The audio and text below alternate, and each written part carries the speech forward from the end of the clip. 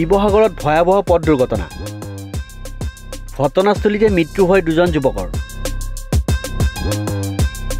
শিৱসাগৰ জিলাৰ জয়সাগৰৰ মানকটা তিনিআলিৰ সমীপত মঙলবাৰে নিশা প্ৰায় 10:20 এক ভয়াবহ পথ দুৰ্ঘটনা সংঘটিত হয়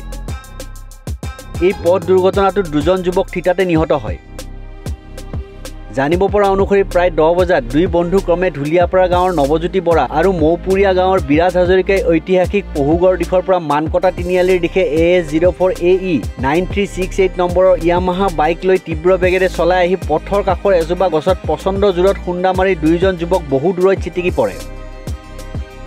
এক বিকট শব্দ শুনি স্থানীয় লোক ঘৰৰ পৰা ওলাই আহি যুৱক দুজনক পথৰ কাষত ছটফটাই থকা প্ৰত্যক্ষ কৰে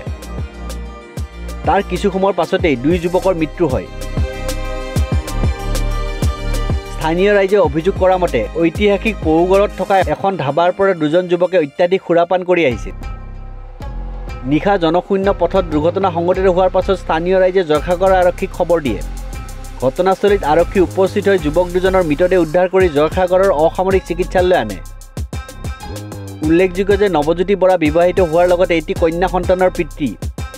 দুই যুৱকৰ অকাল মৃত্যুত স্থানীয় ধুলিয়াপাৰা আৰু মৌপুৰীয়া গাঁৱত গভীৰ শোকৰ ছাঁ পৰে ইয়াত আমি ঘৰতে আছিলো ধামকে আৱাজ পোৱাৰ কাৰণে গুচি আহিলো আৰু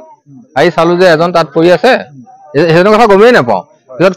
ফোনটো বজাৰ কাৰণে এজনে বেলেগ এজন আহি পেলাই ক'লে মানুহ ঢেৰ গোট খাই গ'ল নাই